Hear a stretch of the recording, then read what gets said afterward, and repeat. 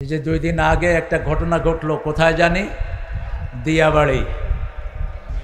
ছোট্ট ছোট্ট শিশুরা গিয়েছে স্কুলে, আমি সেদিন সেখানেই পাশেই ছিলাম, আমি 11 নম্বর সেক্টরে। কেউ এটা কল্পনা করেনি যে এরকম একটা বিপদ এসে এতগুলো নিষ্প্রাণ শিশুকে দুনিয়া থেকে নিয়ে যাবে। আল্লাহ রাব্বুল আলামিনের কাছে দরখাস্ত করছি যে শিশুরা চলে গেছে তারা যেন পিতা মাতার জন্য শাফিআউ ও মুশাফফা হয়ে যায়, আমরা বলি আমিন। পাইলট সহ যে টিচারেরা প্রাণ দিয়েছেন আল্লাহ তাদেরকে থেকে শাহাদাতের মর্যাদা দান করুন। এই রাত আমার জীবনের শেষ রাত হতে পারে, ঠিক না ঠিক? আপনি চিন্তা করেন তো কি কারবালাটা যাচ্ছে এখন। মাইল স্টোনে যে শিশুগুলো মারা গেছে, মা নিজেকে প্রবোধ দিতে পারছে না। একজন বাপের 2টা ছেলে, 2টা শেষ। মা গেল মেয়েটাকে আনতে, মেয়ে ফিরে আসছে, মা নাই। লাশগুলো চিনাও যাচ্ছে না। যেখানে পড়লো ওই প্লেনটা, ওটা হলো নার্সারি থেকে ক্লাস 8 পর্যন্ত এই সেকশনারি পড়েছে।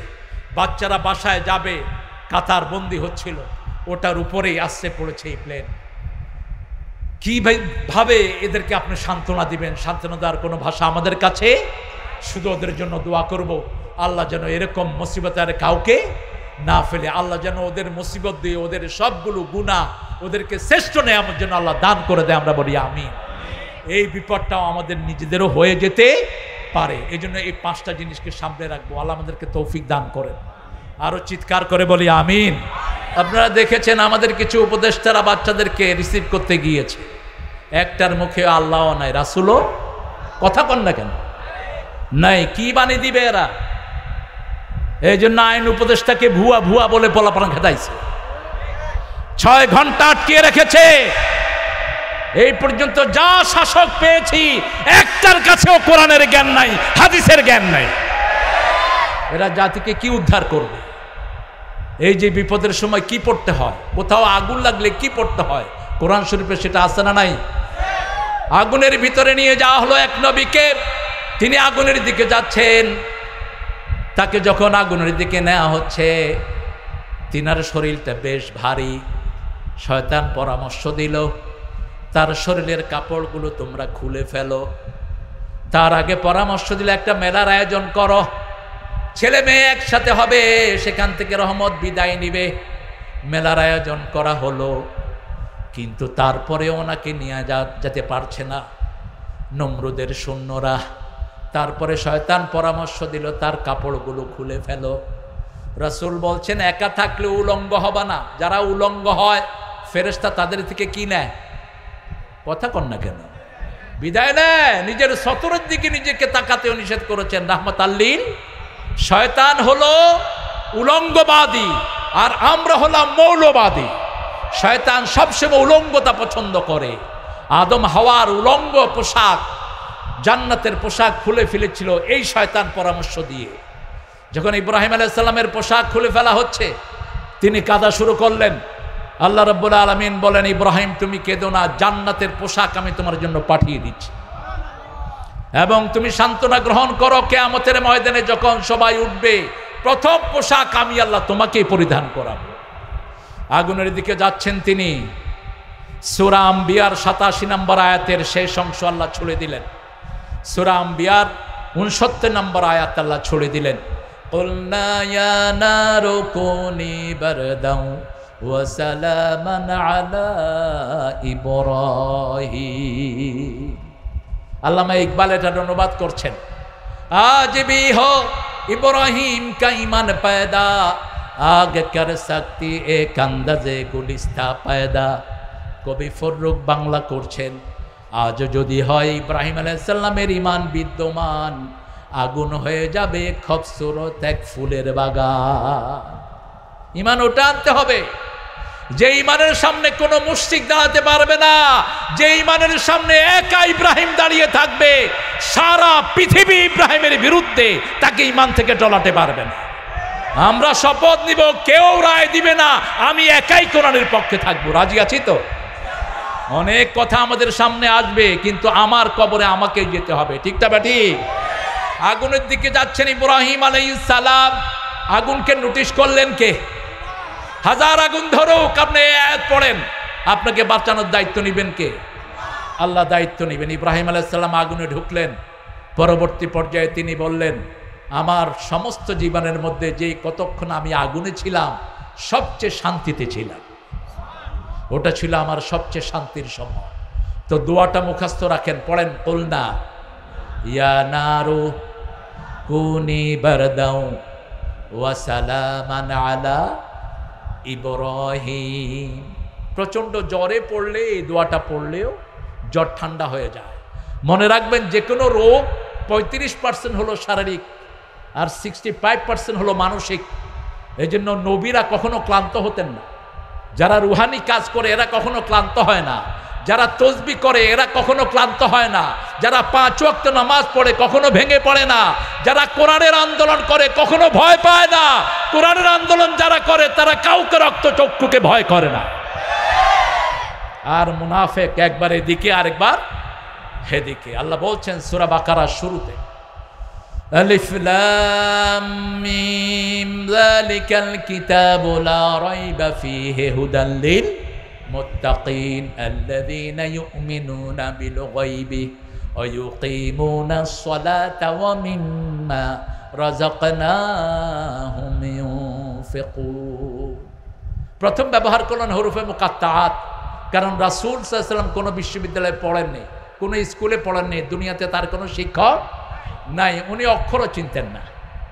সেই নিরক্ষর নবীর মুখ দিয়ে আল্লাহ বের করছেন আলিফ লাম মিম যালিকাল কিতাব, ওই কিতাব যেটা লৌহে মাহফুজে আছে। সারা পৃথিবী চেষ্টা করলে কোরআনের এক ফোঁটা ক্ষতিও করতে পারবে। আবার প্রত্যেকটা মুমিনের জেহেনকে আল্লাহ লৌহে মাহফুজের মতো সংরক্ষণ করেছে। আমাদের শরীরের কোথায় যে কোরআন থাকে পৃথিবীর কেউ এক্সরে করে বের করতে পারবে? পারবে না। যালিকাল কিতাব লা রাইবা ফি, এটার ভিতরে কোনো সন্দেহ। তো আমরা সন্দেহযুক্ত দলের পিছনে দৌড়াবো কেন? সন্দেহযুক্ত ম্যানিফেস্টোর পিছনে দৌড়াবো কেন? যারা দুনিয়া চায় এরা জাহান্নামী, জাহান্নামী, জাহান্নামী। যারা আখিরাত চায় এরা জান্নাতি। কার কথা? ওমান আরাদাল আখিরাহ ওয়া সাআ লাহা সাইয়াহা ওয়া হুয়া মুমিন। যে আখিরাত চায়, আখিরাতের জন্য কাজ করে মুমিন, আমি তাকে শুকরিয়ার জীবন দান করে দে। আমরা আখিরাত চাই তো, দেখি কারা কারা চান। এই পাশের এরা চায় না, আমজাদও চায় না। আল্লাহ আমাদেরকে কবুল করেন। আরো জোরে বলি আমিন।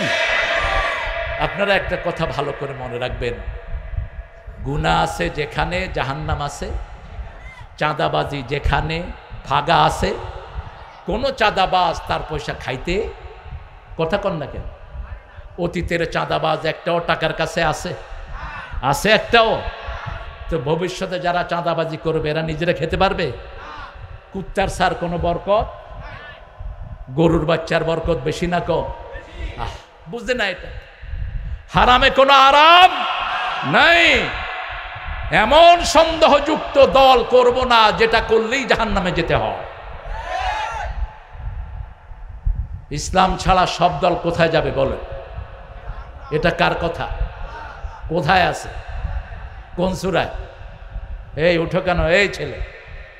ও তালহা, বাকারাতে না, এটা আছে সূরা আল ইমরানের 85 নম্বর আয়াত। মুখস্থ করে রাখেন, সূরা আল ইমরানের কত? ওমাইয়াবতাগি, পড়েন, ওমাইয়াবতাগি গায়রাল ইসলামি দীনান ফালান ইউকবালা মিন ওয়া হুয়া ফিল আখিরাতি মিনাল খাসিরিন। ইসলাম ছাড়া অন্য কোন দল যে ব্যক্তি বা গোষ্ঠী করে তার কোনো আমল আমি কবুল। আগে ইসলামে ঢুকো, তারপরে নামাজ, তারপরে রোজা কবুল করবেন কে? আগে তো স্কুলে ঢুকতে হবে, তারপরে না পরীক্ষা। ঠিক তবে ঠিক? আপনি স্কুলে আপনার নামই নাই, পরীক্ষা দিতে ঢুকলে নিবে পরীক্ষা? নিবে না। আপনি ইসলামে ঢুকতে হবে। 13 বছর রাসূল নামাজের ওয়াজ করেন নাই, রোজার ওয়াজ করেন নাই, হজের না, যাকাতের না। 13 বছর বলেছেন উদখুলু ফিস সিলমে কাফা, ঢুকো ইসলামে, ঢুকো। আগে তোমার দল ইসলাম হোক। আল্লাহ ছাড়া কারো আইন মানি না, আল্লাহ ছাড়া কোনো নেতা মানি না, নবী ছাড়া কোনো সুন্নত মানি না। ঠিক না ঠিক? লা ইলাহা ইল্লাল্লাহু মুহাম্মাদুর, এটা এটা সবাই মানেন তো? একটা কলিজার ভিতরে হাত দিয়ে বলেন তো, লা ইলাহা ইল্লাল্লাহু মুহাম্মাদুর রাসূলুল্লাহ। রাসূল সাল্লাল্লাহু আলাইহি ওয়াসাল্লামকে একবার প্রশ্ন করা হলো, কিয়ামতে সবচেয়ে সৌভাগ্যবান ব্যক্তি কারা হবে? রাসূল সাল্লাল্লাহু আলাইহি ওয়াসাল্লাম বললেন যে মুখলেসের সাথে, ইখলাসের সাথে, হৃদয় মন দিয়ে যে পড়বে লা ইলাহা ইল্লাল্লাহু মুহাম্মাদুর। অর্থ কি? আল্লাহ ছাড়া কারো আইন মানি না, কোনো পার্লামেন্ট মানি না, কোনো সরকার মানি না, কোনো দল মানি না, মানি তাকেই যে কাকে মানে, আল্লাহকে মানে। আল্লাহকে মানতে রাজি আছেন তো? আল্লাহ আমাদেরকে কবুল করুন। আল্লাহ বলছেন তাহলে আমার কিতাব মানতে হবে। যালিকাল কিতাবু লা রাইবা ফি হুদাল লিল আল্লাযীনা ইউমিনুনা বিল গায়ব। এখন মুত্তাকি কারা? যারা গায়বের প্রতি ঈমান এনেছে। আমরা যে গায়বের প্রতি ঈমান এনেছি তার আলামত হলো আমরা মাগরিব পড়েছি, ঠিক না বা ঠিক? যারা মসজিদে যায় তারা কি? জোরে বলেন না কেন? তারা কি? আর যারা মসজিদে যায় না? মুশরিক আর কাফেরের মধ্যে পার্থক্য কি? আরো জোরে চিৎকার করে। রাসূল বলছেন এশা যারা জামাতে পড়লো আর ফজর যারা জামাতে পড়লো, সারা রাত নামাজে দাঁড়ানোর সওয়াব আল্লাহ তাকে দান করে দিল। এই গুণটা এই লোকদের মধ্যে আছে না নাই? কথা কন না কেন? আর বাকি যেই দলগুলো আছে এদের মধ্যে তো এই গুণ আছে, কি বলেন? আধা ঘন্টা আলোচনা করে, একটা বারও আল্লাহর নাম নেয় না, এরকম শ্রেষ্ঠ নেতা আছে না নাই? রাসূল সাল্লাল্লাহু আলাইহি ওয়াসাল্লাম বলছেন যেখানে আল্লাহর নাম নেওয়া হয় না ওই প্রোগ্রামে যারা যায় তারা যেন মরা গাধার স্তূপে গেল। কি গাধা? কি গাধা? মরা গাধার স্তূপে গেল। মরা গাধার স্তূপের গন্ধ তো খুব সুঘ্রাণ না? আমাদের এই যে মুহূর্তে মুহূর্তে আমরা কার নাম নিচ্ছি? আল্লাহর নাম। কারণ এই মুহূর্তে আমার মৃত্যু হয়ে যেতে পারে। যারাই আল্লাহর নাম নেয় আল্লাহ বলছে আমি নিজে তাদের সাথে থাকি। সুবহানাল্লাহ। উযকুরুল্লাহ ইযা নাসিত। যখনই ভুলে যাও কার নাম জপো? আল্লাহর নাম জপো। তাজাদ্দাদু ঈমানাকুম। তোমরা ঈমানকে নতুন করে নাও। সাহাবায়ে কেরাম বললেন ইয়া রাসূলুল্লাহ সাল্লাল্লাহু, কিভাবে ঈমানকে নতুন করব? রাসূল সাল্লাল্লাহু আলাইহি ওয়াসাল্লাম বললেন মুহুর্মুহু পড়ো লা ইলাহা ইল্লাল্লাহু মুহাম্মাদুর রাসূলুল্লাহ সাল্লাল্লাহু। বাংলাদেশে ঈমানের পরীক্ষায় একটা দল উত্তীর্ণ হয়েছে, দলটার নাম বলেন আরো জোরে। একটা দলের দুইজন ক্যাবিনেট মন্ত্রী ছিলেন, কি নাম? মতিউর রহমান নিজামী আলী আহসান গাফরাহুল্লাহ। আল্লাহ তাদেরকে জান্নাতুল ফেরদাউস দান করুক। তাদের শত্রুরাও তাদের জন্য দোয়া করে। কারণ কি? গম চুরি করছিল, খেতা চুরি করছিল, টাকা খাইছিল।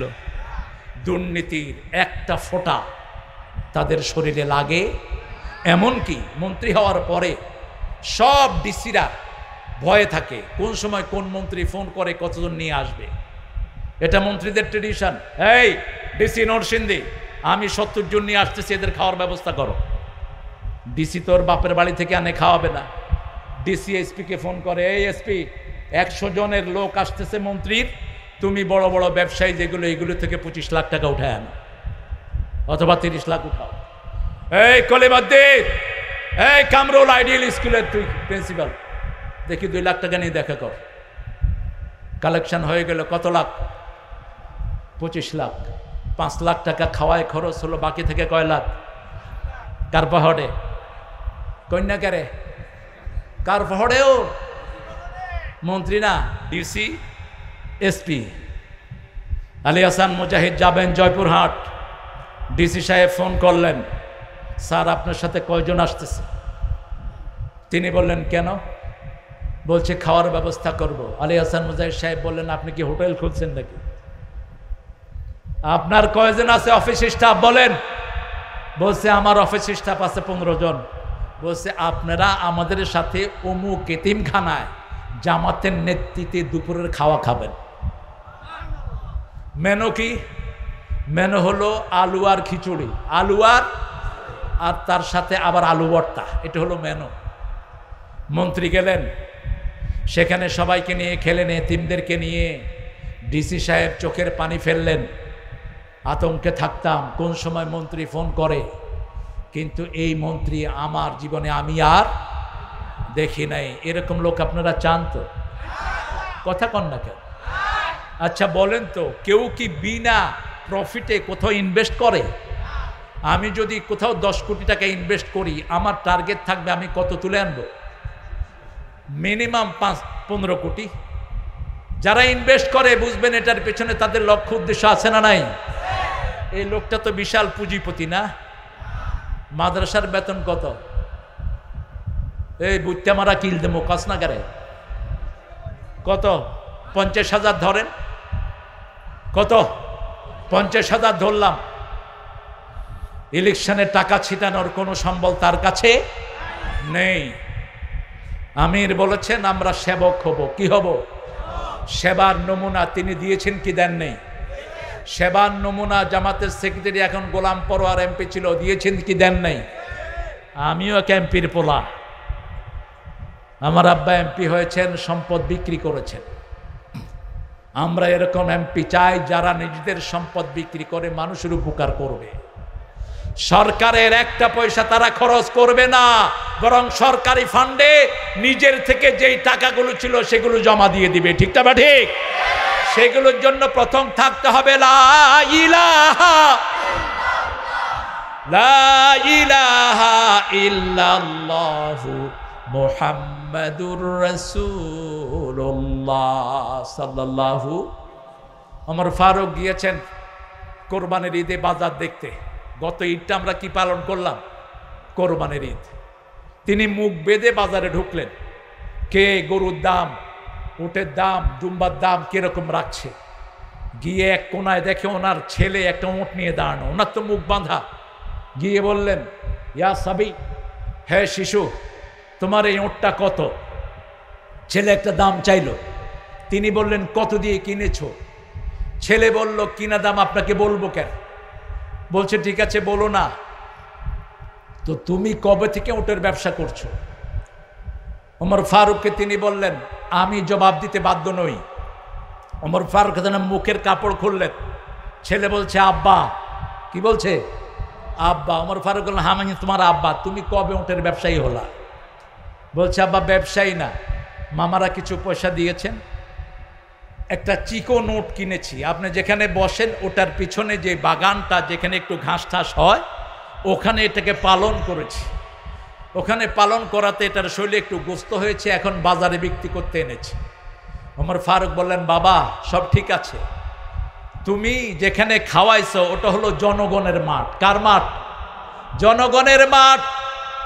অতএব যেটা তুমি লাভ করবা সেই টাকাটা সরকারি খাতায় জমা দিয়ে দিও, আর যেটা দিয়ে ক্রয় করেছো ওই পয়সা নিয়ে ঘরে ফেরত যেও। কথা বুঝছেন তো? জনগণের পয়সা খাওয়া কি শুধু হারাম না, একটা রশি। কারকারা, একজন সাহাবীর নাম বলেন। কি বললাম? কারকারা রাসূলের বডিগার্ড ছিলেন, বুখারীর বর্ণনা। কারকারা কাদমা, তিনি মারা গেলেন। সাহাবায়ে কেরাম এসে বললেন, ইয়া রাসূলুল্লাহ কাদমাতা কারকারা, কারকারা মারা গিয়েছেন। রাসূল সাল্লাল্লাহু আলাইহি ওয়াসাল্লাম একটু চুপ করে থেকে বললেন, হুয়া ফিন্নার, সে জাহান্নামী। সবাই অবাক হয়ে গেলেন। রাসূলের সেবা করে, রাসূলের জিনিসপত্র পাহারা দেয়, রাসূল সাল্লাল্লাহু আলাইহি ওয়াসাল্লাম বলছেন সে জাহান্নামী। সে আসলে কোথায় যাবে? কারণ তিনি নিজের মনের কথা বলতেন না। কার কথা বলতেন? মা ইয়ানতিকু আনিল হাওয়া ইন হুয়া ইল্লা ওয়াহয়ুন ইউহা। নিজের মন থেকে কোনো কথা বলতেন না, ওহী করার পরেই কথা বলতেন রাহমাতাল লিল। সাহাবীরা খুঁজতে লাগলেন কেন জাহান্নামী বললেন। তিনি না বলে নিয়েছেন সেই জামাটি আগুন হয়ে তার সমস্ত শরীর পুড়িয়ে দিচ্ছে। আপনারা চিন্তা করেন তো, এই পর্যন্ত এই পলাশ থানার কত টাকা বিভিন্ন জনগণের পেটে গিয়েছে তার কোনো হিসাব। এমন কোনো মিল নাই যেই মিলে চাঁদাবাজি হয় না। না হয়? চাঁদাবাজি তো ভালো জিনিস। কি বলেন? চাঁদাবাজি সুন্নত না ফরজ? যারা বললেন না আরো জোরে বলেন। আমি বলেছিলাম মিডিয়াতে, সিঙ্গাপুরের মতো একটা ছোট্ট দেশ, এখানে কোনো ক্রাইম নেই। আল্লামা সাইদি সাহেবের নাম তো শুনেছেন, চিনেন সবাই। তিনি সিঙ্গাপুর এয়ারপোর্টে আসতেছেন, একটা ভাড়া গাড়িতে তার ওয়ালেটটা রেখে আসছেন, হাতের যে ব্যাগটা, ওটার ভিতরে $20,000 স্বর্ণের কিছু অর্নামেন্ট রেখে তিনি ঢুকে পড়েছেন এয়ারপোর্টে। ওনার সাথে বুলবুলকে বলেছেন ওয়ালেট কোথায়? বলছে গাড়িতে। আরও ধরেন 20 বছর আগের ঘটনা বলছি, 20-25 বছর আগে। তো বললেন যাও নিয়ে আসো। গিয়ে দেখে গাড়ির ড্রাইভার এয়ারপোর্টের গেটে দাঁড়ানো ওই ব্যাগটা নিয়ে। বুলবুলের হাতে যখন ব্যাগটা তুলে দিল, সাইদি সাহেব বললেন ব্যাগ খুলে ওরা টাকা দাও। সে বলছে আমি টাকা নেব কেন? তুমি ব্যাগ রেখে আসছো, আমি তোমার ব্যাগটা পৌঁছিয়ে দিয়েছি, এটা তো আমার জিনিস না, এটা তোমার জিনিস। দেখো নাই, বাংলাদেশে তো এরকম একটা ব্যাগ পেলে সোজা বাসায় যাবে, কি বলেন? কথা কন না কেন? হ্যাঁ, শুভ আমানতদারির সাথে যে বাসায় যাবে না? ঘরেই তো টাকা রাখতে পারেন না, কাজের পোলাই তো 400 কোটি টাকার মালিক হয়ে যায়। আর এক এক মন্ত্রীর কত টাকা, মন্ত্রীদেরও কোনো হিসাব নেই। সিঙ্গাপুর এরকম কেন হলো? সিঙ্গাপুরের আজ থেকে 30 বছর আগের গভর্নমেন্ট চাঁদাবাজ যা ছিল সারা দেশের সব জেলখানায় ঢুকায়া গুলি করে মেরে ফেলছে। এদের কোনো দল নাই। তারেককে ধন্যবাদ দেই, তারেক লন্ডন থেকেও বলেছে চাঁদাবাজদেরকে ধরেন, মেরে ফেলেন, তাদের দলের নেতা। ঠিক না ঠিক? কথা কন না কেন? তো এটা পালন করো। পুরানো চাঁদাবাজ এখন কেউ বাজারে নাই, প্রশাসনে যেগুলো চাঁদাবাজি করেছে সেগুলোও নাই, যেই পুলিশেরা চাঁদাবাজি খাইছে একটাও চাকরিতে নাই। হারাম খায় যারা মরে তারা। আমরা হারাম খাবো না, রাজি আছেন তো? আমরা হালালের পক্ষে থাকবো, আল্লাহ তৌফিক দান করেন। আমরা ঈমান এনেছি কার উপর? ঈমানের প্রথম কাজ 5 ওয়াক্ত নামাজ পড়তে রাজি আছেন তো? কারা কারা পড়বেন হাত তোলেন। আল্লাহ হাতগুলো কবুল করেন। আরো জোরে বলি আমিন। দেখেন জামাত ইসলামীর খামাখা মাইরা পিটায়া শেষ করছে। এদের মতো রুটিন মাফিক ইবাদত কোন পীর সাহেবের লোকেরাও করে না। এরা যে রুটিন মেনটেন করে, পৃথিবীতে কেউ এই রুটিন মেনটেন করে না। এদের একটা রিপোর্ট বই আছে না? বইয়ের প্রথম ঘরটা কি? কোরআন অধ্যয়ন। কোরআন কি? দ্বিতীয়টা কি? হাদিস অধ্যয়ন। তৃতীয়টা কি? ইসলামী সাহিত্য। আপনি না জানলে পড়বেন কিভাবে? আপনাকে আগে জানতে হবে, আগে নামাজ জানতে হবে, তারপরে পড়বো। ঠিক না? ঠিক। আগে বিয়ের হুকুমগুলো জানতে হবে, তারপরে বিয়ে করব। আগে ব্যবসার হুকুম জানতে হবে, তারপরে ব্যবসা করব। আপনি না জানলে পড়বেন কেমনে? চতুর্থ নাম্বার হলো জামাতে নামাজ। এই যে নেতা হয়েছে, এই যে আমজাদ, আজকে নরসিংদী জেলার কি, ওর নামাজ প্রতি মাসে 142 ওয়াক্তের নিচে জামাতে বাদ যেতে পারবে না। খেয়াল করেন, 142 ওয়াক্তের নিচে আসলে আস্তে আস্তে দায়িত্ব শেষ। এবং একজন রোকন হইতে হলে তাকে 145 ওয়াক্ত মিনিমাম 3 মাস কন্টিনিউ করতে হবে। এটা যদি সব ছাড় দেওয়া হয়, কিন্তু নামাজের ব্যাপারে কোনো ছাড় নাই। কারণ রাসূল সাল্লাল্লাহু আলাইহি ওয়াসাল্লামের সাহাবায়ে কেরাম মনে করতেন যারা ফজরে যায় না এরা মুনাফিক। এরা কি? আর যারা এশায় যায় না এরা মুনাফিক। মুনাফিকদের জন্য সবচেয়ে ভারী নামাজ হলো ফজর আর এশা। কারণ এই 2 সময় মানুষকে দেখানোর কিছু থাকে না, এই জন্য মুনাফিকরা যায় না। আমরা 5 ওয়াক্ত নামাজে কোথায় যাব? আল্লাযীনা ইউকিমুনাস সালাত। নামাজ কায়েম করতে হবে। নামাজ কায়েমের জন্য আন্দোলন করে একটা দল, ওই দলের নাম বলেন। আরো জোরে বলেন। একটা দলকে ফাঁসিতে ঝুলানো হয়েছে এই নামাজ কায়েমের জন্য। ঠিক তবে ঠিক। ওই ফাঁসি মঞ্চে যারা গিয়েছে, ফাঁসি মঞ্চে যাওয়ার আগেও কি পড়ছে? কি পড়ছে? জীবনের শুরুতেও নামাজ, শেষেও। কারণ এটা আল্লাহ রাব্বুল আলামিন সূরা নামের শেষের দিকে গিয়ে বলছেন, কুল ইন্না সালাতি, পড়েন, কুল ইন্না সালাতি ওয়া নুসুকি ওয়া মাহইয়ায়া ওয়া মামাতি লিল্লাহি রাব্বিল আলামিন। 5 ওয়াক্ত নামাজে তাকবীরে তাহরিমা বেদেই রাসূল প্রথম পড়তেন ইন্নী ওয়াজ্জাহতু, এটা পড়তেন। তারপরে পড়তেন কুল ইন্না সালাতি ওয়া নুসুকি ওয়া মাহইয়ায়া ওয়া মামাতি লিল্লাহি রাব্বিল আলামিন। তো এই প্রথমে হলো নামাজ। প্রথমে কি? নামাজ। সময় তো কম, আপনারা যে সময়ের আবদার করেছেন আমি চেষ্টা করব ইনশাআল্লাহ যতটুকু যাওয়া যায়। 9টা অলরেডি হয়ে গেছে ইনশাআল্লাহ। আপনাদের এশা কয়টায়? হ্যাঁ, এই মাওলানা তুমি উঠছো কেন? এই বসো। আজকে 10টায় না? আল্লাহ আমারে হেফাজত করো, আর পলাশের লোকদেরকে হেফাজত করো। চাঁদা নিজেরা কাউকে থেকে নেব না, কাউকে উঠাতে দেব না। চোরের শক্তি কম থাকে না বেশি? ডাকাত যত শক্তিশালী হোক, ডাকাতের দুর্বলতা আছে না নাই? একটু শক্তি নিয়ে দাঁড়ান, ডাকাতি উঠে দৌড় মারবে। আর যারা চাঁদাবাজি করো, প্রিয় ভাইয়েরা শুনে রাখো, চাঁদাবাজির টাকা তুমিও খেতে পারবে না। হারাম ঢুকে যেখানে, জাহান্নাম ঢুকে সেখানে। হারামে যায় যারা মরে, দুনিয়াও শেষ, আখেরাতও শেষ। আমরা 5 ওয়াক্ত নামাজ কায়েমের চেষ্টা করব, রাজি আছি তো? কায়েম মানে হলো নিজে পড়া, ছেলেকে পড়ানো, প্রতিবেশীকে পড়ানো। আমার একজন হিন্দু ভাই, তাকে নামাজ শিখানো, তাকে ইসলাম শিখানো। আমি আজকেই বলছিলাম একটা হিন্দু ছেলেকে, তুমি কি জানো তোমাদের ঋগ্বেদ, অথর্ববেদ, লেজুরবেদ, কল্কি, পুরাণ, মহাভারত, গীতা, এই 7টা বইয়ের মধ্যে আছে লা ইলাহা ইল্লাল্লাহু মুহাম্মাদুর, এবং তোমাদের ধর্মের শেষ কথাটা হলো লা ইলাহা ইল্লাল্লাহু মুহাম্মাদুর। তোমাদের ধর্মের শ্লোক, যার অন্তিম কালেমা হয় এই কালেমা, তার অন্তিম জীবন সুখের হয়ে যায়। রাসূল সাল্লাল্লাহু আলাইহি ওয়াসাল্লাম বলছেন, যার মৃত্যুর আগে এই কালেমা নসিব হয়, তার আখিরাতের জীবনকে শান্তিপূর্ণ করে দিবেন কে?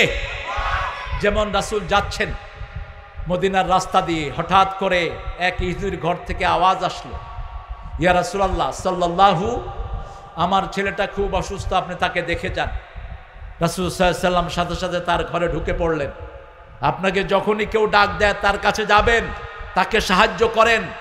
ইন তানসুরুল্লাহ ইয়ানসুরকুম ওয়া ইউসাব্বিত আকদামাকুম। আপনি যদি কাউকে সাহায্য করেন, কাকে সাহায্য করা হবে? আল্লাহকে। কাউকে যদি খাওয়া দেন, কাকে খাওয়া দেওয়া হবে? কাউকে যদি কাপড় দেন, কাকে কাপড় দেওয়া হবে? মুসলিম শরীফের বর্ণনা, আল্লাহ বলবেন, আমি পিপাসার্ত ছিলাম কিয়ামতের ময়দানে, তুমি আমাকে পানি পান করাও নেই। মানুষ বলবে, কাইফা হাদা ইয়া রব? আল্লাহ বলবে, আমার এক বান্দা পিপাসার্ত ছিল। বান্দা মুসলমান কি অমুসলমান সেটা দেখার বিষয় না, তাকে যদি পানি খাওয়াতা, সেখানে আমাকে পানি দেওয়া হয়ে যেত। রাসূল সাল্লাল্লাহু আলাইহি ওয়াসাল্লাম চলে গেলেন। ইহুদি বলল, ইয়া রাসূলুল্লাহ, এই মৃত্যু সজ্জায়। রাসূল মাথায় হাত বুলালেন আর বললেন, আসলিম ইয়া বুনাইয়া, হে ছেলে তুমি মুসলমান হও, পড়ো লা ইলাহা মুহাম্মাদুর। ছেলে বাপের দিকে তাকালো, বাপ বলল, ইত্তাকু ইত্তাবি মা ইউকালু লাকা মুহাম্মদ, মুহাম্মদ যা বলে তা তুমি করে নাও। ছেলে পড়েছে লা ইলাহা ইল্লাল্লাহু, কালেমাও শেষ, জীবনও শেষ। রাসূল বলেন, একটু আগে জাহান্নামী ছিল, এখন ছেলেটা জান্নাতি হয়ে গেছে। আমরা চাই প্রত্যেক মানুষ জান্নাতি হোক, আমরা চাই প্রত্যেক মানুষ আল্লাহর জান্নাতে যাক। আমরা দুনিয়াতে এসেছি জান্নাত থেকে, আবার জন্য আমরা জান্নাতে যেতে পারি। ঠিক তবে ঠিক? আমরা কেউ জাহান্নামে ছিলাম না। কোথায় ছিলাম? আমাদের পিতামাতা কোথায় ছিল? উসকুন আনতা ওয়া যাওজুকাল জান্নাহ ওয়া কুলা মিনহা রাগাদান হাইসু শি'তুমা ওয়া লা তাকরাবা হাযিহি শাজারা ফাতাকুনা মিনাজ জালিমিন। তোমরা আদম and Eve both of you stay together in the paradise, তোমরা দুইজন জান্নাতে থাকো আর নিজের ইচ্ছা মতো খাও। দেখেন, থাকতে বলছে একসাথে, খাইতে বলছেন ইচ্ছা মতো। কারণ নারীর রুচি পুরুষের রুচির মধ্যে বেশ কম আছে না নাই? নারীরা ঝাল খায় কম, জোরে। পুরুষে ঝাল খায়, নারীরা টক খায় কম, পুরুষে টক খায় কম। খাওয়ার মধ্যে ভিন্নতা আছে না নাই? আপনি একটা মেয়েকে মিষ্টি দিলেন আর তেঁতুল দিলেন, কোনটা খাইবে? তেঁতুল খাইবে। এই জন্য বলছে একসাথে খেও না। নারীর রুচি অনুযায়ী নারীকে খাওয়া দাও, আর পুরুষের রুচি অনুযায়ী পুরুষকে খাওয়া দাও। ওয়ালা তাকরাবা হাযিহি শাজারা, এই গাছটার কাছে যেও না, এই গাছটার কাছে গিয়ে তুমি জুলুমের মধ্যে পতিত হয়ে যাবা। প্রথম দোয়া যেটা আমরা শিখলাম, পড়েন তো প্রথম দোয়া কোরআন শরীফের কি? রব্বানা যালামনা, পড়েন রব্বানা যালামনা আনফুসানা ওয়া ইল্লাম তাগফির লানা ওয়া তারহামনা লানাকুনান্না মিনাল খাসিরিন। হে আল্লাহ, আপনি যদি মাফ না করেন, আপনি যদি রহম না করেন, আমার দুনিয়াও শেষ আখিরাতও। আর ইসলাম যদি কেউ পালন না করে, তার দুনিয়াও শেষ আখিরাতও। ওয়া হুয়া মিনাল খাসিরিন। খাসরান মানে হলো দুনিয়াও শেষ আখিরাতও শেষ। তাহলে প্রথম ঈমান, তারপরে নামাজ। পড়তে রাজি আছেন তো? 3 নম্বরে দান করব কার রাস্তায়? আল্লাহর রাস্তায়। দেখেন, জামাত ইসলামের মতো গরিব সংগঠন আর একটাও, কিন্তু এটার মতো ধনী সংগঠন আর একটাও। মাইলস্টোন স্কুলে গেলেন, জামাত ইসলামের আমির, চিনেন তো? কত টাকা দিলেন? মুখস্থ দেখি সবাই, তোমাদের চেয়ে তো ভালো খবর। হ্যাঁ, আর চিকিৎসা কি? চিকিৎসা কি? কোন দলের কাছে আছে চিকিৎসা? আছে কোন দলের কাছে? আচ্ছা বলেন তো, জামাত ইসলামী কোনদিন ক্ষমতায় গেছে? তো এতগুলো হসপিটাল করলো কেমনে? সব আপনার আমার বাইতুল মাল দিয়ে। কি দিয়ে? বাইতুল মাল। যারা রকম, তাদের ইনকামের 5% কোথায় দিতে হয়? এই রাস্তায় দিতে হয়। কয় পার্সেন্ট? 5%। এই তিলে তিলে তিলে তিলে টাকা জমিয়ে বিন্দু বিন্দু বারে মিলে কি হয়? মহাসিন্ধু। সেই সিন্ধুতে পরিণত হয়েছে আলহামদুলিল্লাহ। ঠাকুর গায়ে হিন্দু ডুবে মারা গেল। হিন্দুরা সবসময় ভোট বেশি দেয় কারে? জোরে বলেন, কারে? কিন্তু সেই হিন্দুদেরকে 1 পয়সা দিল না তাদের সরকার। হাসিনা 1 পয়সা দেয়নি। এই ডাক্তার শফিক গিয়া কত দিছে? 25 লাখ। আরো এক্সট্রা দিছে 2 লাখ। কত হয়েছে? 27 লাখ। গরিবের পয়সায় বরকত বেশি না কম? আর ধনীর পয়সায় কোনো বরকত? একটা 50,000 টাকা বেতন পায়, টানাটানি আছে না নাই? আর মসজিদের ইমাম 7,000 টাকা বেতন পায়। কি সুন্দর জামা পরে, কি সুন্দর মুস্কি হাসি, সবাই জিজ্ঞেস করলে আলহামদুলিল্লাহ। আর ওই যে অফিসে যেটা ঘুষ খায়, ওরে সালাম দিলে ওর মুখে কোনো শান্তি নাই। বরকতের মালিক কে? তো জামাত ইসলামীর অল্প টাকার ভিতরে বরকত দিচ্ছেন কে? আমিম্মা রাযাকনাহুম ইউনফিকুন। যত খরচ করবেন তত বেশি দিবেন কে? মুনফিকান খালাফান মুমসিকান তালাফান। রাসূল বলছেন, যে খরচ করবে তার খরচের 100 গুণ আমি তাকে দান করে দেব। কোরআন বলছে 700 গুণ তাকে আমি বাড়িয়ে দেব। আর যে খরচ করবে না তাকে আমি ধ্বংস করে দেব। আজকে থেকে নিয়ত করব, প্রত্যেক দিন আমার তৌফিক অনুযায়ী আমি 1টা পয়সা আমার গরিবকে দান করব। রাজি আছি তো? সবচেয়ে বেশি গুনাহ মুছে দেয় কোন সওয়াব? কোন সওয়াবের জন্য মানুষ মৃত্যুর আগে আফসোস করবে? নবীরা ছাড়া সব লোকেরা আফসোস করবে। সূরা মুনাফিকুনের 10 নম্বর আয়াতে আল্লাহ বলছেন, লাউলা আখারতানি ইলা আজালিন করিব ফাআসসাদদাকা ওয়া কুম মিনাস সলিহিন। হে আল্লাহ, আর একটু সময় দেন, আর একটু সময় দেন, আমি দান করে আপনার নেককার লোকদের মধ্যে যেন শামিল হয়ে যেতে পারি। ইলেকশনে একটা খরচ বোধহয় নাই। এবার একটা ভালো সিদ্ধান্ত নিয়েছে ডক্টর ইউনূস।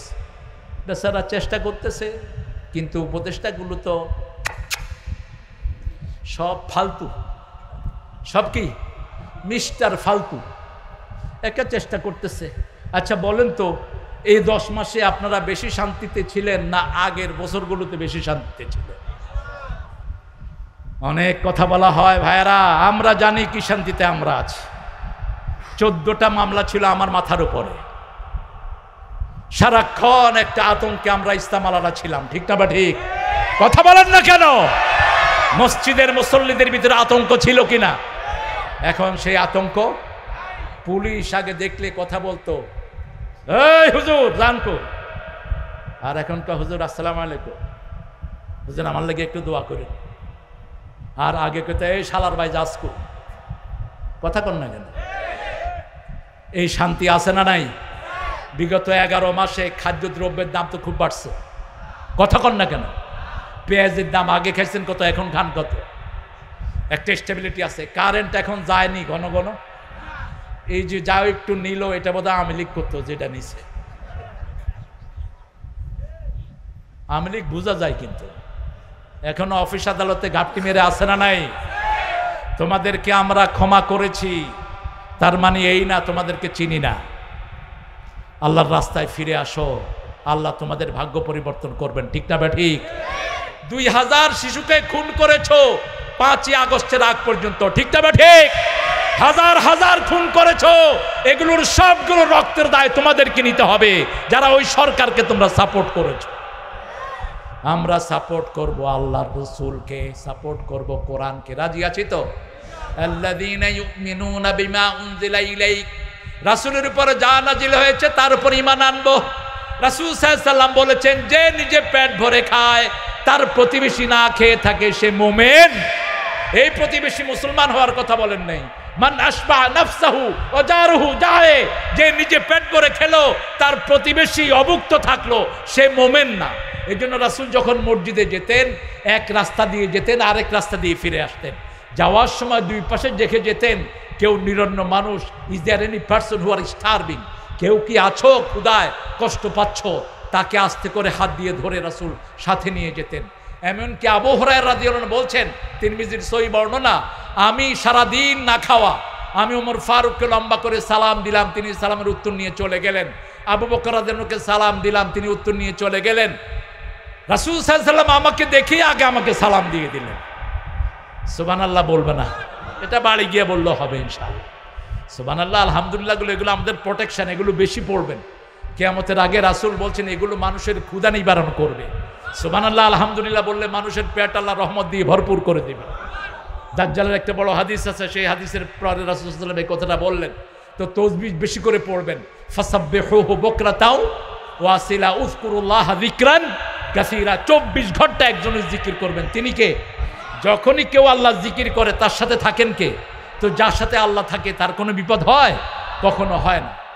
আবু হুরায়রাকে আগে সালাম দিলেন রাসূল, দিয়ে বললেন, সারাদিন বোধহয় কিছুই খাও নাই, আমার সাথে নামাজ পড়ে আসো। নামাজের পরে রাসূলের সাথে গেলেন। মা আয়েশাকে জিজ্ঞেস করলেন ঘরে কি আছে। মা আয়েশা রাদিয়াল্লাহু আনহা বললেন 1 গ্লাস দুধ আছে। কয় গ্লাস? কয় গ্লাস? রাসূল বলেন, আবু হুরায়রা, যত মানুষ না খাওয়া আছে সবাইকে খবর দাও। আবু হুরায়রা বললেন, মনটা বড় খারাপ, 1 গ্লাস দুধ আমি খামু কি, মানুষের দেবো কি? তাও রাসূল সাল্লাল্লাহু আলাইহি ওয়াসাল্লাম বলেছেন, গিয়ে সবাইকে ডেকে আনছে। রাসূল বললেন সাল্লাল্লাহু ইশতাবিয়া আবু হুরায়রা, আবু হুরায়রা তুমি আগে খাও। আবু হুরায়রা বললেন, শারাব হাত্তা শাবিআত বাতনি ফামি কুল্লাহ, আমি পান করা শুরু করলাম, আমার পেট, চোখ, নাক সব যেন দুধে ভরে গেল, কিন্তু যেখানে দুধ সেখানেই আছে। এবার বললেন তোমরা সবাই খাও। সবার শেষে খেলেন রাহমাতাল লিল। এই হলো দেশের শাসক। ইসলাম আলার যদি শাসক হয়, তারা কখনো আগে খাবে না, আগে খাবে গরিবেরা। ঠিক না ঠিক? আর যেখানে ইসলাম থাকে না, নেতারা খায়, গরিবরা উপোস থাকে। নেতা একটারও পেট খালি নাই, কিন্তু কথা কন না কেন? নরসিংদী অবশ্যই কাম হয়নি। নরসিংদীর মানুষ বুঝতে মারা ভালো মানুষ সব। আহা, কি লুটপাট হয়েছে! আল্লাহ আমাদেরকে হেফাজত করেন, বলেন আমিন। রাসূল সাল্লাল্লাহু আলাইহি ওয়াসাল্লামের সাহাবী সাইয়েদনা হানজালা রাদিয়াল্লাহু আনহু, উহুদের ময়দান, রাসূল সাল্লাল্লাহু আলাইহি ওয়াসাল্লামকে এসে বলছেন, ইয়া রাসূলুল্লাহ, আমি বিয়ে করেছি, বাসর হয়নি, মেয়েদের অধিকার আছে না নাই? আমার অনেক মায়েরা এসেছে, কামরুল যদিও কোনো জায়গা রাখে নাই, মেয়েরা আসবেই আমাদের কোরআনের মাহফিল। আলহামদুলিল্লাহ বলে, আল্লাহ সব মাকে কবুল করেন। রাসূল সাল্লাল্লাহু আলাইহি ওয়াসাল্লাম বলেন, হানজালা, তোমার বাসর করো বিবির সাথে, উহুদের সওয়াব আল্লাহ তোমাকে বাসর ঘরেই দান করবে। খালিদ বিন ওয়ালিদ রাদিয়াল্লাহু আনহু তখন মুসলমান হন নেই। উহুদের গিরিপথে তিনি ঘাপটি মেরে বসেছিলেন। যখন ওই গিরিপথের সাহাবীরা উহুদের প্রথম বিজয় পেয়ে বাইতুল মাল কালেকশনে আসলেন, ওদিক দিয়ে ঢুকে বললেন, খালিদ বিন ওয়ালিদ, এক আক্রমণে রাসূলের দাঁত শেষ। উহুদের গর্তে পড়ে গেলেন রাহমাতাল লিল আলামিন। চারিদিকে ছুটোছুটি শুরু হলো।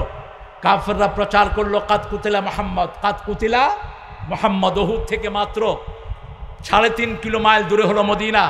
মদিনায় প্রচার হয়ে গেল, মুহাম্মদ বাড়িতে নেই, মুহাম্মদ দুনিয়া থেকে শহীদ হয়ে গেছেন, দুনিয়াতে নেই। হানজালা কিসের বিবি আর কিসের কি, বিবিকে ছুঁড়ে ফেলে দৌড় মারলেন উহুদের ময়দান। ঝাঁপিয়ে পড়লেন তলোয়ার নিয়ে। সন্ধ্যার আলো ঘনিয়ে এসেছে। হানজালা কাফের মেরে শহীদ হয়ে গেলেন। মাগরিবের পরে রাসূল সাল্লাল্লাহু আলাইহি সাল্লাম সুস্থ হলেন। উহুদের গর্তে যখন তিনি পড়েছিলেন, তালহা রাদিয়াল্লাহু আনহু নার উপরে ছিলেন। ৮০টা তীর তালহার পিঠে বিদ্ধ হয়েছে।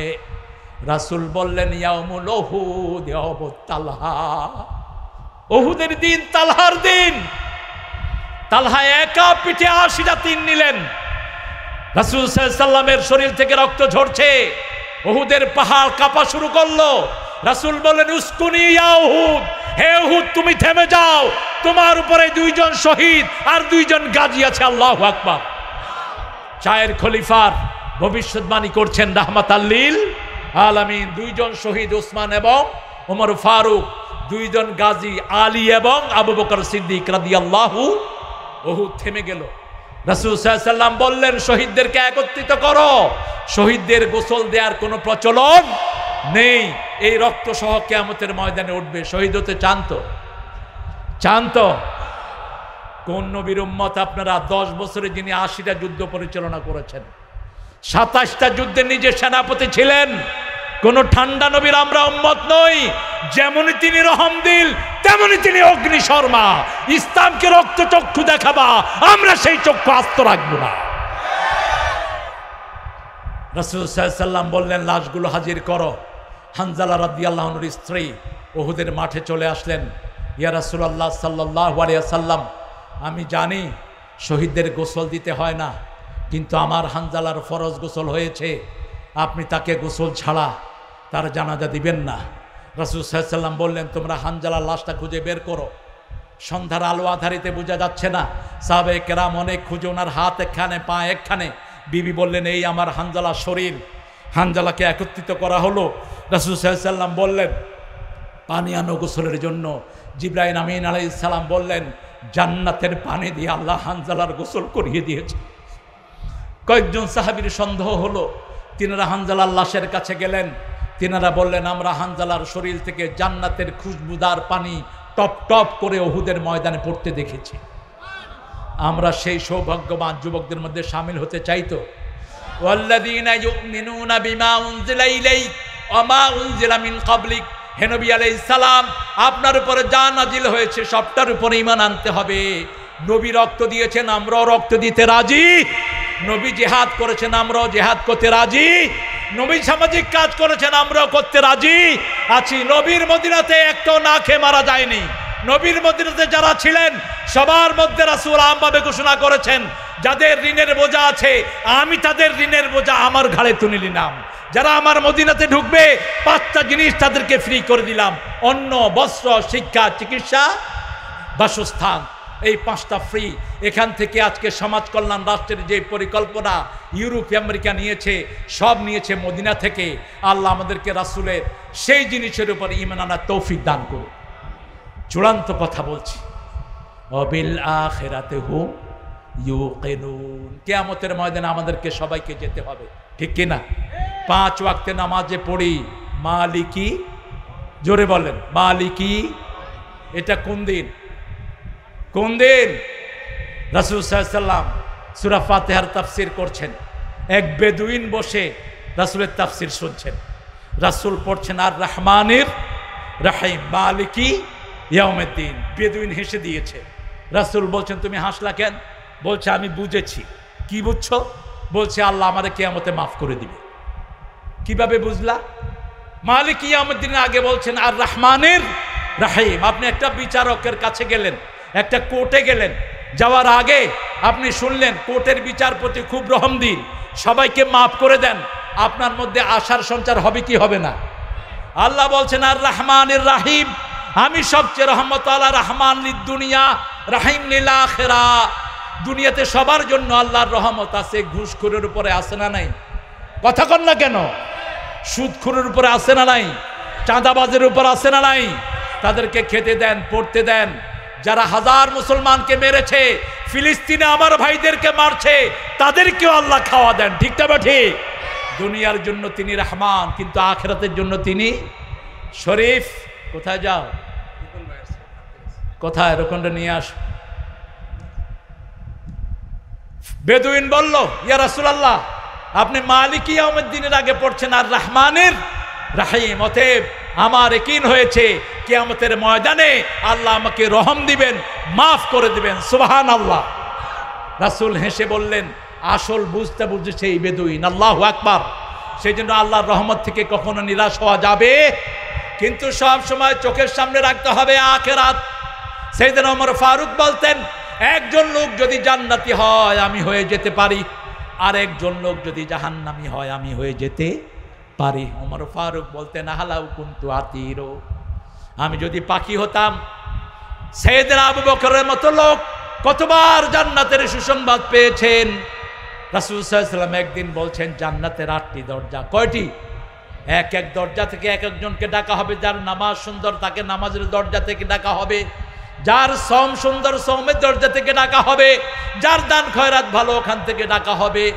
আবু বকর রাদিয়াল্লাহু আনহু বললেন, এমন কি কেউ হবে নাকি যাকে জান্নাতের প্রত্যেক গেট থেকে ডাকা হবে?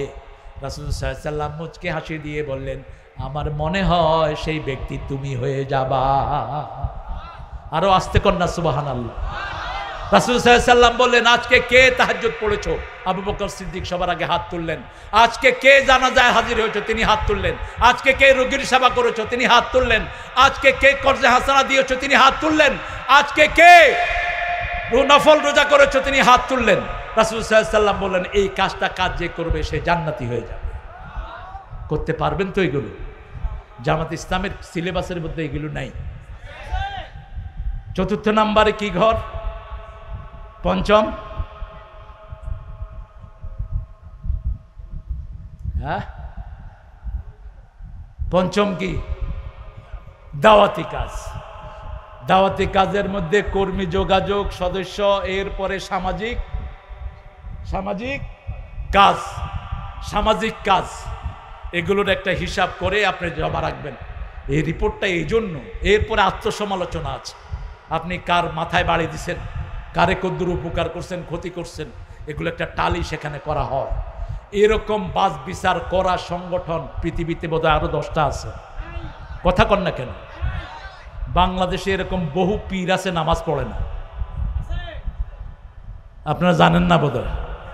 হ্যাঁ, বহু পীর আছে দাঁড়িয়েও নাই, মোসও নাই, কিন্তু এখানে প্রত্যেকেই আখিরাতটা চোখের সামনে রাখবেন। সূরা ওয়াইলুল লিল মুতাফফিফিন আল্লাহ বলছেন, ইয়াউমা ইয়াকুমুন নাসু লিরাব্বিল আলামিন। প্রত্যেককে কার সামনে দাঁড়াতে হবে? প্রথম হিসাব কিয়ামতে কিসের হবে? আরো জোরে বলেন। নামাজ। নামাজ সুন্দর, আখিরাত সুন্দর। ঠিক না বা ঠিক? এবার রাসূল বললেন, লা ইয়াজালু কাদামা বনি আদম হাত্তা ইউসালু আন খামস। 5টা জিনিসের উত্তর দেয়া ছাড়া কোন মানুষের পা আল্লাহ নাড়াতে দিবেন না। হায়াতুকা ফিমা আবলা, শাবাবুকা ফিমা আফনা। তোমার জীবন কোন পথে কাজে লাগিয়েছো, তোমার যৌবন কোন পথে খরচ করেছো। মিন আইনা ইকতাসাবাহু, কিভাবে কামাই করেছো। আল্লাহ জিজ্ঞেস করবেন কিভাবে কামাই করেছো। আমি উঠে বলবো, আল্লাহ আমি তো রাজনীতি করতে করতে কোনো ব্যবসা করতে পারি নাই, পলাশে যত মিল ছিল সবগুলো থেকে চাঁদাবাজি করছে। আল্লাহ খুশি হয়ে যাবে। কি বলেন? আরো আসতে কর না। কি করবেন? কি করবেন? কোথায় থেকে পয়সা কামাই করেছো, কোথায় খরচ করেছো। হারামের কাম, হারামের পয়সা কখনো হালালে খরচ হয় না। কামাই হারাম, খরচও করে হারামে। ঠিক না বা ঠিক?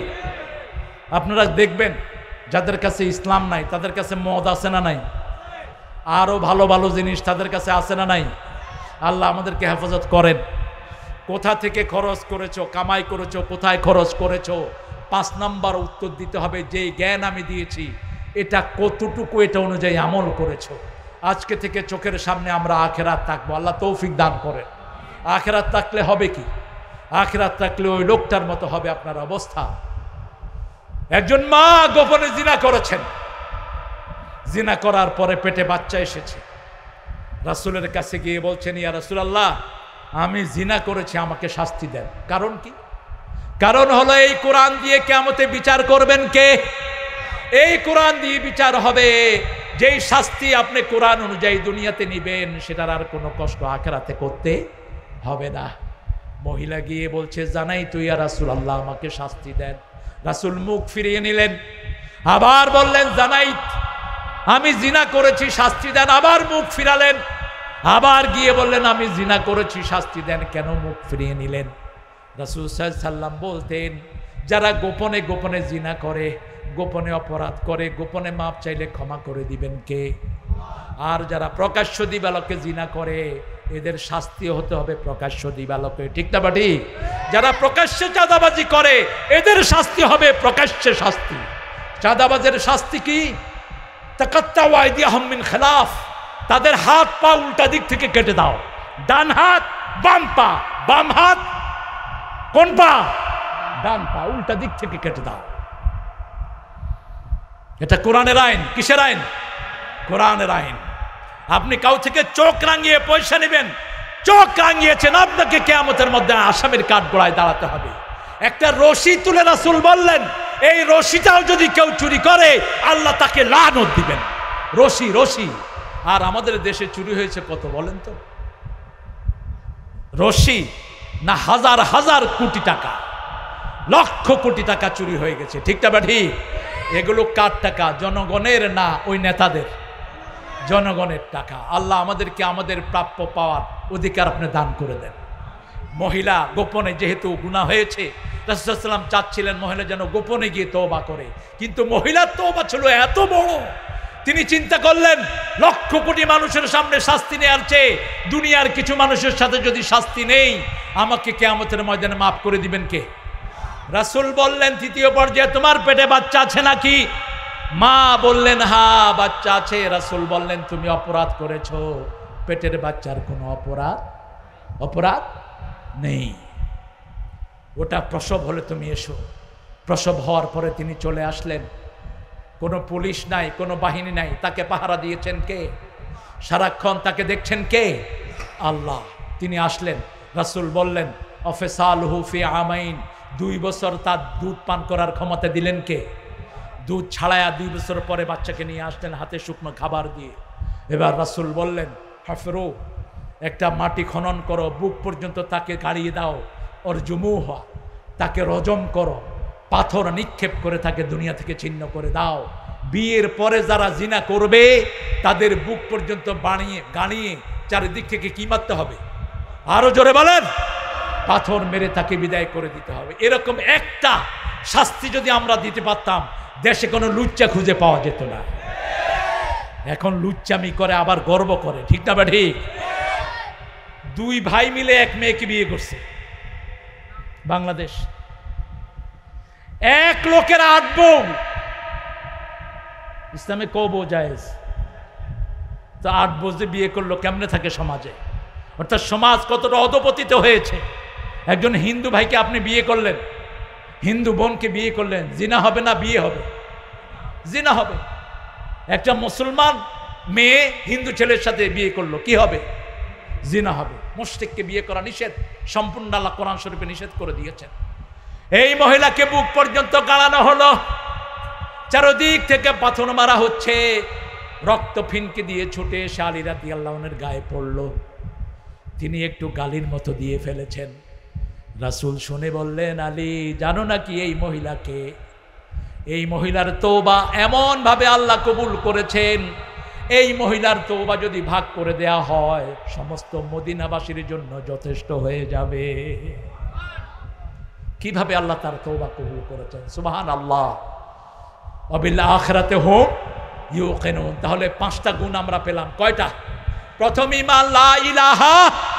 ঈমানের মূল কথা হলো ক্ষমতা চলবে কার?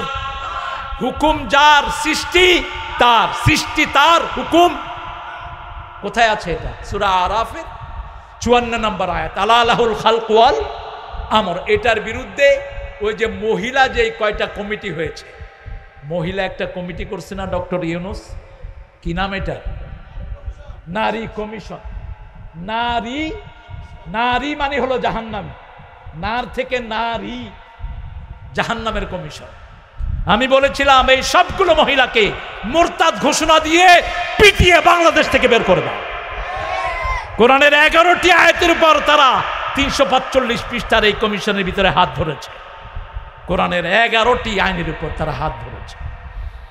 কইছে জড়াইয়ের স্বাধীনতা দিতে হবে, তার মানে তারা জিনা করবে, তাদেরকে কেউ বাধা দিতে পারবে না। অথচ আল্লাহ বলছেন সৃষ্টি আমার, হুকুম চলবে কার? তোর জড়ায় তো তুই বানাসতে, তোর জড়ায় বানিয়েছেন কে? অতএব হুকুম চলবে কার? আপনার শরীরে কার হুকুম চলে? আরো জোরে বলেন না। আপনার চুলদাড়ি পাকে কার হুকুমে? আপনি বুড়া হচ্ছেন কার হুকুমে? আপনার শরীরের প্রত্যেকটা অঙ্গ কার হুকুমে চলছে? এজন্য এখন বিজ্ঞান বলছে, অহর্নিশি বলছে, বড় বড় ডাক্তাররা দেখবেন যে ডাক্তার সেটি সহ সবগুলো এখন ফজরের কথা বলছে। 5টা হলো পৃথিবীর সবচেয়ে বড় ডাক্তার। 5টা জিনিস। কয়টা? প্রথম জিনিস, যারা সূর্য ওঠার আগে উঠবে, এটা প্রথম ডাক্তার। 2 নম্বর ডাক্তার হলো সূর্যের আলো। কিসের আলো? সূর্যের আলো। 3 নম্বর ডাক্তার হলো পানি। 3 নম্বর ডাক্তার কি? পানি। 4 নম্বর ডাক্তার হলো ঘুম। 4 নম্বর ডাক্তার কি? ঘুম। 5 নম্বর ডাক্তার হলো রাসায়নিক জিনিস খাওয়া থেকে বাদ দেয়া। আল্লাহ যা দিয়েছেন ন্যাচারাল। আগে ফল খাবেন না পানি খাবেন? হ্যাঁ, আগে কি? এই এখনো হিন্দু ধর্মের মধ্যে আছে। হিন্দু মাইথোলজির কথা হলো ভরা পেটে ফল, খালি পেটে জল। এটা কোরআন বিরোধী। সূরা ওয়াকিয়ার ভিতরে আল্লাহ বলছেন আলাহমে তায়রিম মিম্মা ইয়াশতাহুন ফাকিহাতিন মিম্মা ইয়াতাখায়্যারুন আলাহমে তায়রিম মিম্মা ইয়াশতাহুন। আগে ফল খাবা, তারপরে গোশত খাবা। আবার বলছেন আসহাবুল ইয়ামিনে মা আসহাবুল ইয়ামিন ফি সিদরিম মাখদুদ ওয়া তালহিম মামদুদ ওয়া যিল্লিম মামদুদ ওয়া মাইম মাসকুব। আগে বড়ই খাও, তারপরে কলা খাও, তারপরে ছায়ায় বসো, তারপরে পানি খাও, তারপরে কি? জোরে বলেন। পানি খাও, তারপরে আবার ফল খাও। এটা হলো কোরআনের তারতিব। আপনারা যদি এটা মেনে চলেন, আপনাদের শরীরটা ভালো থাকবে, আপনাদের শরীরে কোনো রোগ প্রবেশ করবে না, আপনার বয়স বাড়বে কিন্তু শরীর ক্লান্ত হবে না। দেখেই মনে হবে 25 বছরের তাগড়া যুবক। আল্লাহ আমাদেরকে মানার তৌফিক দান করেন। ফজরে কেন অত বরকত? একজন মদিনা ইউনিভার্সিটির এখানে মাসুম আছে, না মাসুম? আমার ভাগনাকে ও মদিনাতে পড়েছে, মাসাব হাফেজ। আমি তাকে জিজ্ঞেস করলাম, could you tell me where the morning wind is so fresh? সকালের বাতাসটা এত ফ্রেশ কেন? সে আমাকে উত্তর দিয়েছে, this is the wind of hypocrite less people. সকালে কোনো মুনাফিক ওঠে না, এই জন্য এই বাতাসটা সবচেয়ে বিশুদ্ধ থাকে। মুনাফিক ফজরের নামাজে যেতে পারে না। আমরা ফজরে 5 ওয়াক্ত কোথায় যাব? এই ফজরের কথা একে এতে 2 বার আল্লাহ বলছেন। সূরা বনী ইসরাঈলের 78, আকিমিস সালাতা লিদুলুকিশ শামসি ইলা গাসাকিল লাইল ওয়া কুরআনাল ফাজর ইন্না কুরআনাল ফাজরি কানা মাশহুদা। সূর্য উদয়ের আগ থেকে নিয়ে অস্ত যাওয়ার পর পর্যন্ত নামাজ কায়েম করো, ফজরের কোরআন পড়ো। ফজরের কোরআন দুনিয়াতে আখিরাতে তোমার জন্য সাক্ষী হয়ে যাবে। লম্বা কেরাত পড়বেন। তাহলে প্রথম গুণ, আমরা ঈমান আনবো কার উপর? 2 নম্বর গুণ, আমরা নামাজ কায়েম করব। এই সবগুলো গুণ জামাত ইসলামের ভিতরে নাই। আর কোন দলে আছে বলেন? আছে কোন দলে? কথা বলেন না কেন? এগুলো যদি কারো মধ্যে পান, আপনি এগুলো করেন। এগুলো করতে গেলেই বিপদ আসে, বাধা আসে। আর সেই বাধাগুলো যারা মারিয়ে যায়, অবাশশিরিস সাবিরিন। পরীক্ষা করতেই হবে, পরীক্ষা ছাড়া কাউকে আল্লাহ জান্নাতে দিবেন না। ঠিক না বাঠি? এটা কার ওয়াদা? ওয়ালানাবলুওয়ান্নাকুম বিশাইইম মিনাল খাউফি ওয়াল জু' ওয়া নাকসিম মিনাল আমওয়ালি ওয়াল আনফুসি ওয়াস সামারাত ওয়া বাশশিরিস সাবিরিন আল্লাযীনা ইযা আসাবাতহুম মুসিবা। জোরে বলেন ইন্না লিল্লাহি। এটা পড়বেন, তাহলে কি হবে? উলাইকা আলাইহিম সালাওয়াতুম মির রাব্বিহিম ওয়া রাহমাহ ওয়া উলাইকা হুমুল মুহতাদুন। ঠিক মিলিয়ে নেন। সূরা বাকারার প্রথম যে 5টি আয়াত আমি পড়লাম, শেষে আল্লাহ বলছেন উলাইকা আলা হুদাম মির রাব্বিহিম ওয়া উলাইকা হুমুল মুফলিহুন। এই পাঁচটা কাজ যারা করবে তাদেরকে হেদায়েতের উপর রেখে দিবেন কে? দানের কাজ জামাত ইসলামীতে আছে না নাই? এই যে ইলেকশনের আগে কত কোটা ধরছে জানি না আমি, পলাশ থানায় প্রত্যেক রোকন তার 1 মাসের আয় দিয়ে দিতে হবে। ঘরের কথা বলে দিচ্ছি, কারণ জামাত নিষিদ্ধ সংগঠন কখনো ছিল না। যারা জামাতকে নিষিদ্ধ করছে আল্লাহ 4 দিনের মাথা তাদেরকে নিষিদ্ধ করে দিয়েছে। ঠিক না বেঠিক? আহারে আল্লামা সাইদির জন্য শুধু দোয়াই আসে, কয় আমাকে যারা শেষ করবে 1 বছর না যেতে তাদের বংশ বুনিয়াদ দেশ থেকে বিচ্ছিন্ন হয়ে যাবে। 15ই আগস্ট আল্লামা সাইদিকে বিষ প্রয়োগে খুন করা হলো। 5ই আগস্ট তাদেরকে বিদায় করে দিলেন কে? আরো জোরে বলেন। পৃথিবীর কোন দেশে এই পরিণতি প্রধানমন্ত্রীর হয়নি। মন্ত্রী সবাইকে রাইখা সব মন্ত্রীগুলো কোথায় গেছে? আমি পালাবো না। কোথায় গিয়েছেন?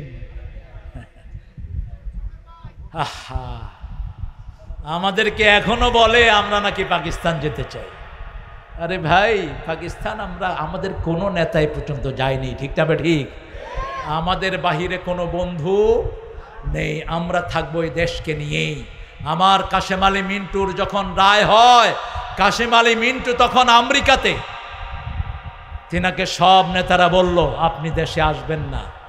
তিনি বললেন ইবনে সিনা করেছি আমার দেশে, রাবেতা করেছি আমার দেশে, কেয়ারি করেছি আমার দেশে, লক্ষ লক্ষ যুবকের কর্মসংস্থান করেছি।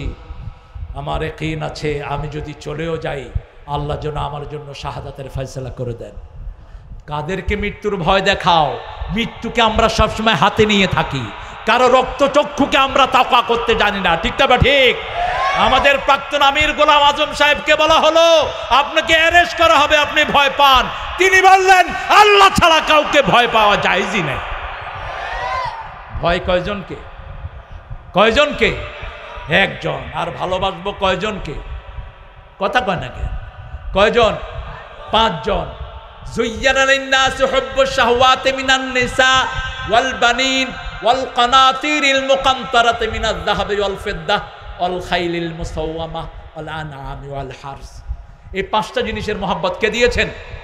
আল্লাহ। প্রথম বিবির মহব্বত বোধ নাই, সন্তানের মহব্বত নাই, স্বর্ণের মহব্বত, যানবাহনের মহব্বত, জমি জিরাতের মহব্বত, কিন্তু আল্লাযীনা আমানু আশাদ্দু হুব্বান লিল্লাহ। সব কিছুর উপরে সবচেয়ে বেশি ভালোবাসতে হবে কাকে? শুয়ে আছেন বিবির সাথে, ছোট্ট ছোট্ট ছেলেদেরকে আগলে ধরে ঘুমিয়ে আছেন, ফজরের আজান হলো, এখন বিবির মহব্বত বড় নয়, মহব্বত কার? ব্যবসায় বসে আছেন, জোহরের আজান হলো, আপনার ব্যবসা বড় নয়, এখন কার মহব্বত? আল্লাহর মহব্বত। বসে আছেন ব্যবসায়, রাজপথে মিছিল আসলো, নারায়ে তাকবীর তাকবীর। আরে শক্তি নাই পলাশের লোকদের গায়ে।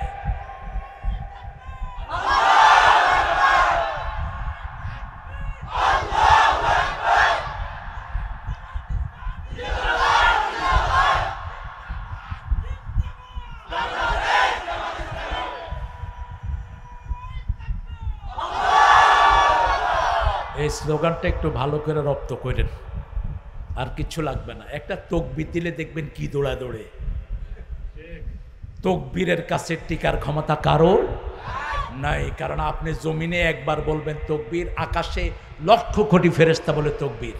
আপনি বলবেন 1 কণ্ঠে, আর আল্লাহ শুনিয়ে দিবেন 200 কণ্ঠে। কয়শো? এই এখন শুনা সাবিরুনা ইয়াগলিবু মিয়াতাইন। সূরা আনফালে আল্লাহ বলছেন তোমাদের যদি 20 জন ধৈর্যশীল হয়, 200 কাফের উপর আমি তাদেরকে বিজয় দান করে দেব। তাহলে প্রথম শর্ত হলো ঈমান। প্রথম শর্ত কি? ঈমানের। দ্বিতীয় শর্ত হলো 5 ওয়াক্ত নামাজ কায়েম করব। তৃতীয় শর্ত খরচ করব কার রাস্তায়? চতুর্থ রাসূল সাল্লাল্লাহু আলাইহি ওয়াসাল্লামের উপরে যা নাজিল হয়েছে, নবীদের উপরে যা নাজিল হয়েছে, সব নবীরা জিহাদ করেছেন, আমরাও জিহাদ। সব নবীরা সামাজিক কাজ করেছেন, আমরাও সামাজিক কাজ। সব নবীরা বিবিদের জন্য খরচ করেছেন, আমরাও খরচ করব। সব নবীরা মানুষকে দাম দিয়েছেন, আমরাও মানুষকে দাম। মানুষের দাম যেন আমাদের কাছে বেশি হয়, মানুষের মর্যাদা যেন বেশি হয়। তারপরে সব সময় চোখের সামনে থাকবে কি? আখিরাত চোখের সামনে থাকবে কি? আখিরাত ছাড়বো দেশের মায়া কিসের, আমি থাকবো। কেমন আছেন আপনারা? আলহামদুলিল্লাহ, আল্লাহ শুকর আদায় করছি, পড়ছি লাকাল হামদ ইয়া রাব কামা ইয়ানবাগি লিজালালি ওয়াজহিক ওয়া আযীম সুলতানিক। লাকাল হামদ বিল কুরআন, লাকাল হামদ বিল ইসলাম, লাকাল হামদ বিআসমাইক হুয়া লাকা সাম্মাইতা বিহি নাফসাক। লাকাল হামদ ইয়া রাব কামা ইয়ানবাগি লিজালালি ওয়াজহিক ওয়া আযীম সুলতানিক। অনেক সুন্দর একটা আয়োজন আপনারা এখানে করেছেন। অত্যন্ত ব্রিফলি সময় দেওয়ার কারণে আমিও দুঃখিত। আর একটু বড় সময় দিলে হয়তো পলাশের সবাই এখানে হাজির হতে পারতেন। আসলে আমরা প্রাক্তন ভাইয়েরা একসাথ হচ্ছিলাম। ফজলুল করিম ভাই এসছেন কানাডা থেকে 10 বছর পরে। আমাদের রোকন কখনো বের হয় না ঢাকা থেকে। অন্যান্য যে সমস্ত মেহমান শরীফও কম আসে। তো জামিয়ার ছাত্ররা আমরা চিন্তা করলাম আজকে একটু একত্রিত হব, সামনে একটা বড় প্রোগ্রাম। সেই সুযোগটাই নিল আপনাদের কামরুল। আমাকে বলল যে আসতেছেন যখন, পলাশে গতবারও পাইনি। আসলে গত 13 বছরই 17 বছর ফ্যাসিস্ট গভর্নমেন্ট আমাকে আপনাদের এখানে আসতে দেয়নি, কোরআনের কথাগুলো বলতে দেয়নি। আপনারা জানেন তারা কি শত্রুতা আমাদের সাথে করেছে। তো সেই ফ্যাসিস্ট থেকে উদ্ধার হয়ে নতুন কোনো ফ্যাসিস্টের আন্ডারে আমরা যাব না। আমরা এখানে শপথ নেব জীবনের শেষ রক্তবিন্দু দিয়ে কোরআন কায়েমের জন্য আন্দোলন করব। রাজি আছেন আপনারা? হাত তুলে দেখা দেন।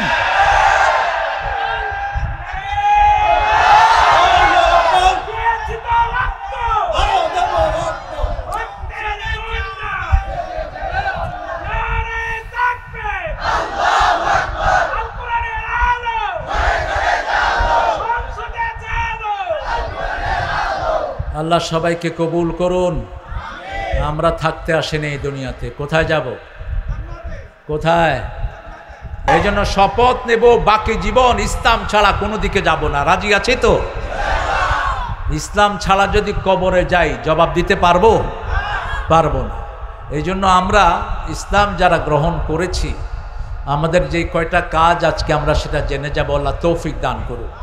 আজকের সভাপতি মাদ্রাসার সম্মানিত ভাইস প্রিন্সিপাল মাশাআল্লাহ খিলপাড়া মাদ্রাসা পলাশ মাদ্রাসার সম্মানিত মুজাম্মেল ভাই হাফিজাহুল্লাহ, অত্যন্ত বালিক কথা তিনি বলেছেন, অত্যন্ত চমৎকার কথা বলেছেন। ঈসাখালী মাদ্রাসার সম্মানিত ভাইস প্রিন্সিপাল আমার অত্যন্ত স্নেহের আমাদের প্রিয় আমজাদ হাফিজাহুল্লাহ।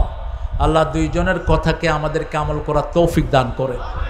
এখানে আমরা আরও আলোকিত হতাম যদি ফজলুল করিম হাফেজে কোরআন দক্তুর কিছু কথা যদি আমরা তার থেকে শুনতে পারতাম। মাসুম আছে এখানে, সে পিএইচডি করছে মদিনা ইউনিভার্সিটিতে, আপনাদের পলাশিরি ছাত্র। এখানে শরীফ ওল্ডহামে একটা মসজিদেরও ইমাম শরীফ কিছু কথা বললে আমরা উপকৃত হতাম।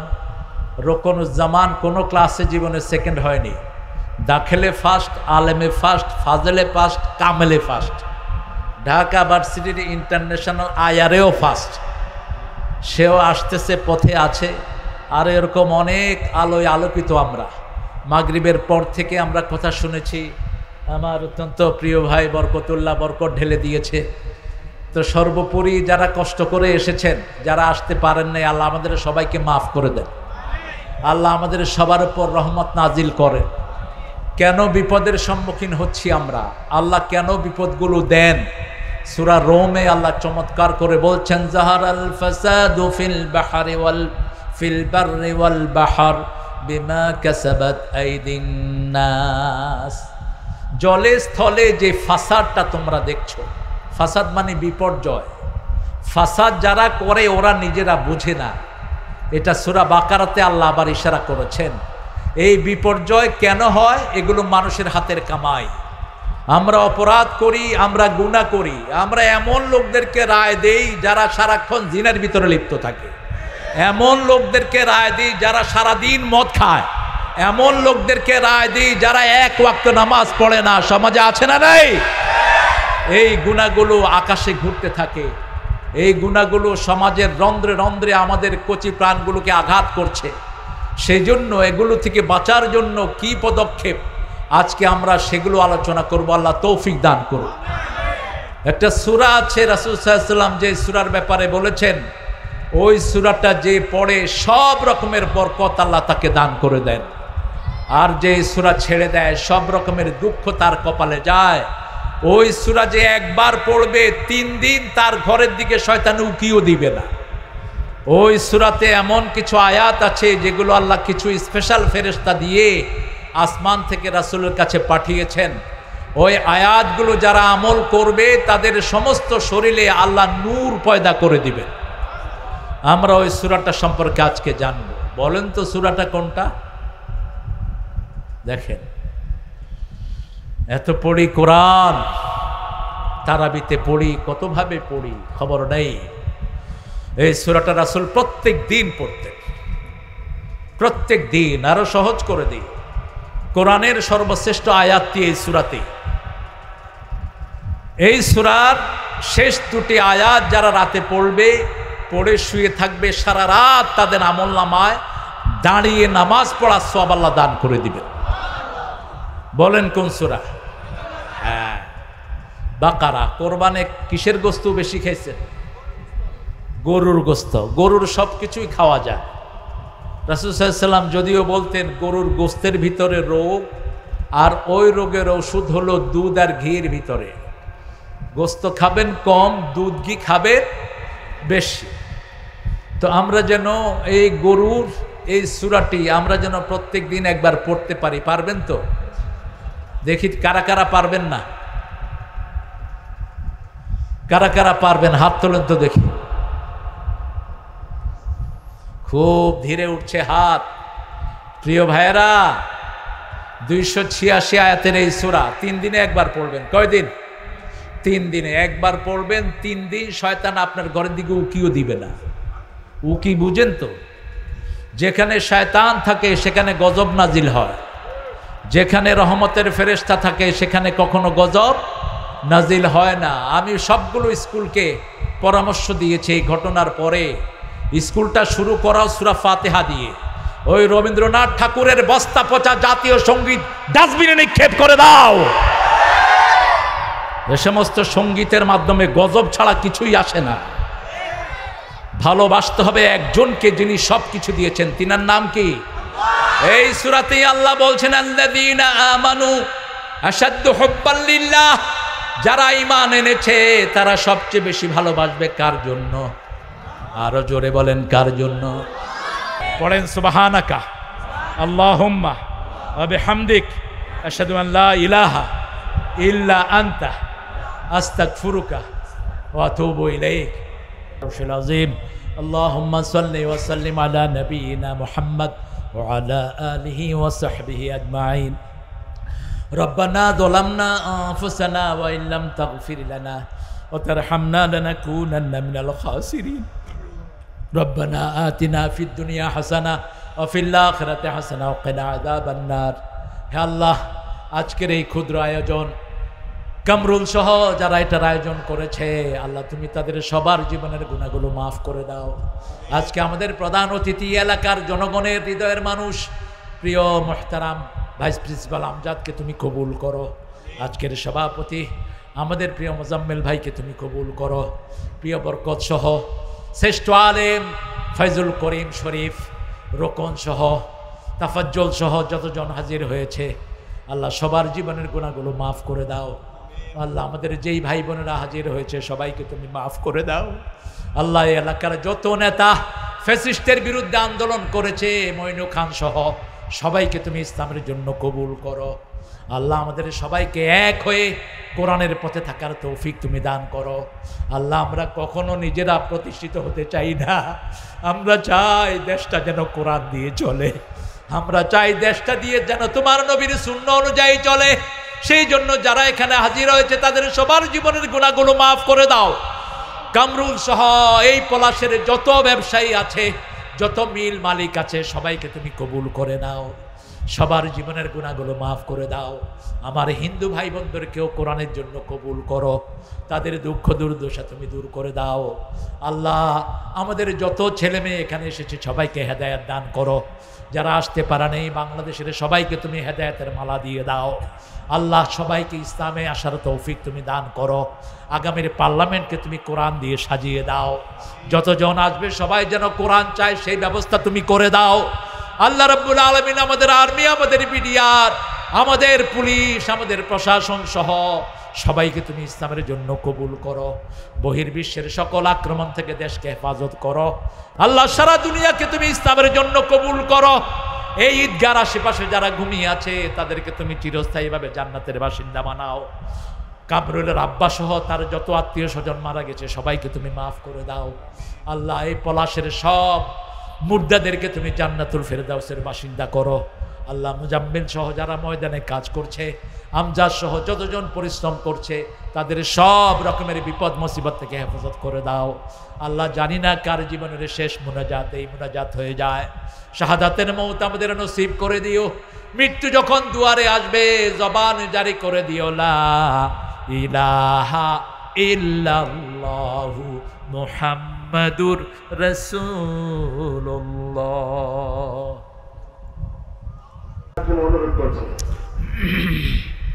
আসসালামু আলাইকুম ওয়া রাহমাতুল্লাহি ওয়া বারাকাতুহু। আলহামদুলিল্লাহি নাহমাদুহু ওয়া নাস্তাঈনুহু ওয়া নাস্তাগফিরুহু ওয়া নু'মিনু বিহি ওয়া নাতাওয়াক্কালু আলাইহি ওয়া নাউযু বিল্লাহি মিন শুরুরি আনফুসিনা ওয়া মিন সাইয়্যাতি আ'মালিনা মান ইয়াহদিহিল্লাহু ফালা মুদিল্লা লাহু ওয়া মান ইউদ্লিল ফালা তাজিদ লাহু ওয়ালিয়্যাম মুরশিদা। ونشهد أن لا إله إلا الله وحده لا شريك له ونشهد أن سيدنا إمامنا قدوتنا حبيبنا طبيبنا وطبيب أرواحنا محمد الذي أرسله بالحق بشيرا ونذيرا وداعيا إلى الله بإذنه وسراجا منيرا. فقد قال الله تعالى في كلامه المجيد وفرقانه الحميد. أعوذ بالله من الشيطان الرجيم. بسم الله الرحمن الرحيم. إن الله وملائكته يصلون على النبي يا أيها الذين آمنوا صلوا عليه وسلموا تسليما. اللهم